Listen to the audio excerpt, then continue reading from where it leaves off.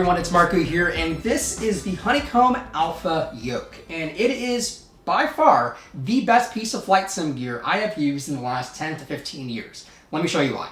You know, flight sim gear over the last 10 to 15 years have been pretty stagnant. I mean, there's been lack of innovation in software, and then due to the market size in general, like small population of people who buy flight sim gear, there just hasn't been a whole lot of competition. I mean, there's really been a couple key players, with Thrustmaster kind of being the dominant force.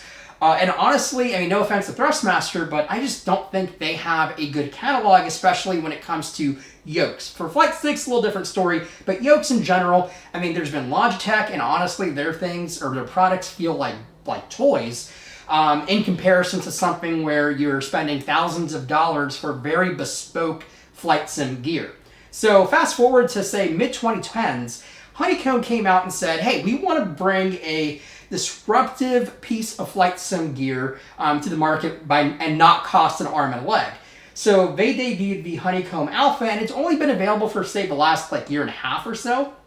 And it's been incredibly difficult to get one of these. They're finally starting to normalize stock a little bit. It's still in and out of stock all the time. So, make sure you check your normal sites and Honeycomb's website themselves, and possibly you'll be able to get one of these for retail. They've been scalped like crazy on eBay and other retailers.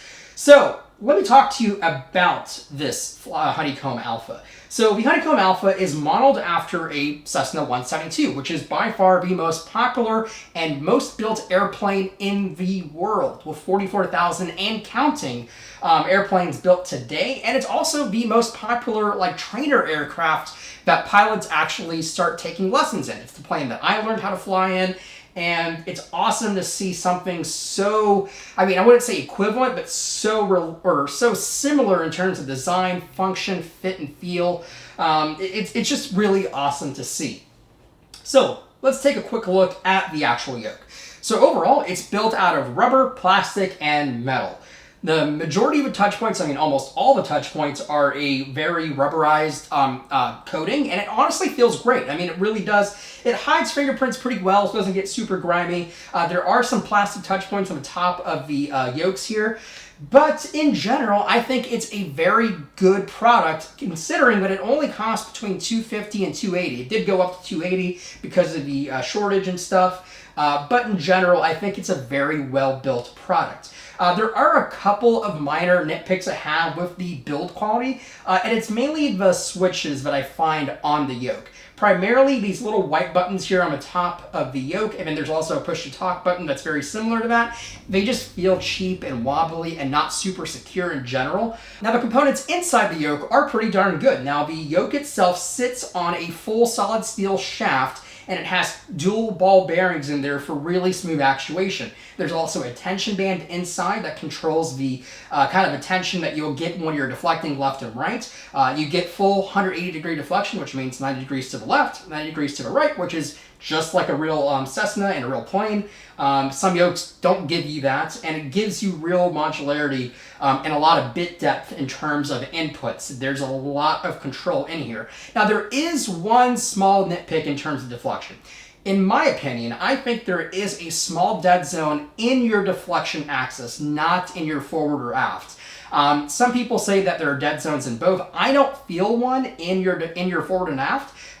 If your unit has that, or any kind of dead zone, you can actually customize that in your sensitivity and block it out in your flight sim software. So to me, it's not a big deal, especially again at $250 to $280. It's something that I can easily overlook. Now, to give you a walkthrough of the buttons on the Alpha Yoke, starting off with the left side, on the rear you have a push-to-talk button. On the left top here, you have an 8-way hat switch, which basically gives you panning. You also have another little button here to basically customize it to your heart's content here. You have a dual elevator trim. This is very realistic to real commercial airplanes. It's redundant because it won't work if you do just one button. You actually have to do both buttons in terms of redundancy to make sure it's a valid input. Switching over to the right-hand side, you have a rudder trim, works the same way, but obviously in a different axis. You have another little white button that you can customize it. Then you have your autopilot disconnect or engage and or disengage button right there. Switching to the rear of the yoke unit, You have some very realistic buttons that you'll find in a 172, starting off with your master, alternator, and battery, and then you have your avionics buses buttons, or switches, I should say. And then below that, you have beacon, landing light, taxi light, nav light, and strobe lights.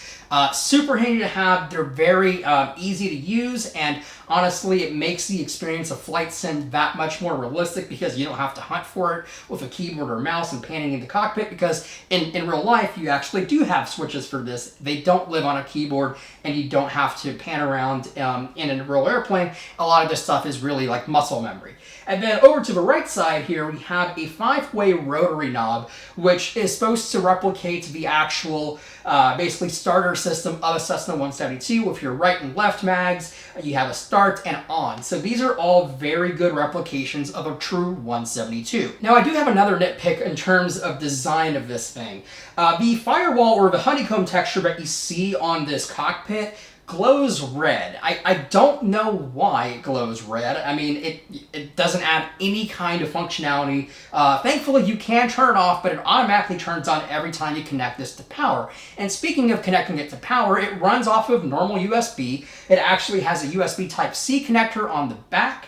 And then it goes to a normal USB Type-A, which is super handy. I mean, I wish it gave you a USB-C to USB-C and a USB-C to USB-A, but again, I won't deduct any points, and you could get just a standard USB-C data cable, and it will work just the same.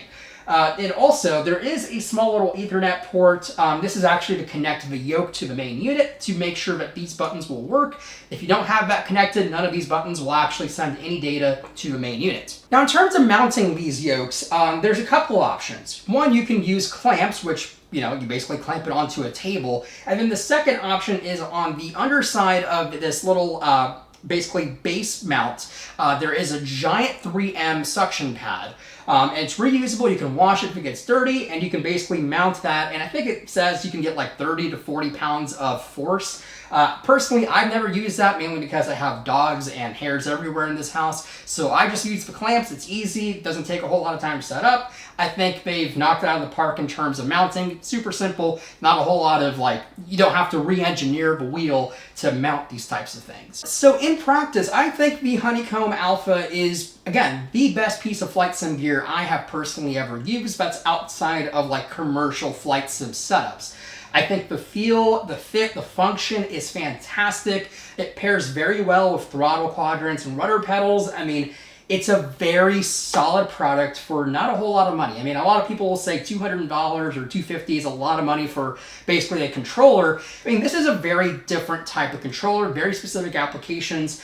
And I personally use this as a trainer. I use it as something to at least keep my tools a little bit sharper in the shed rather than going out and actually flying all the time. This will help me really kind of hone in on some of these little fine motor skills and muscle memory that I use in a real plane, but I can now replicate in my home office. So overall, my thoughts on the Honeycomb Alpha is it is the best piece of flight sim gear for under 500 bucks. I would have easily paid double the price of this thing to get the same product. It is literally that good. I mean, the warranty is 5 years on the tension band. I mean, if it even lasts remotely that long, I will be super happy and no doubt will buy a second unit if that ever happens. In general, I honestly can't tell you to go get something else instead of this. If you want a yoke and you need to get a upgrade in your flight sim setup, definitely buy this thing. It's super worth the money, in my opinion. I mean, it just really is. There's nothing out there that can replicate this kind of experience for the money. They also have a Bravo throttle quadrant, which I will be uploading a separate video review for that. So make sure to subscribe, like, and comment to see that video when it goes live. If you have any questions on the Bravo throttle quadrant, make sure to leave me a comment below. If you have any questions on the Alpha, want to see a follow-up video or a setup tour of my flight sim gear, make sure to leave a comment below, like, and subscribe. I definitely appreciate it. I will leave some links to purchase this Honeycomb Alpha if it's in stock. They are affiliate links, so they give me a small cut of your commission from the sale. It doesn't cost you anything, but it does help me out as a creator to make more content like this. I definitely appreciate you watching this video. I hope I can help in some way with your purchase decision. Again, thank you so much, and I'll see you all in my next video. Thanks.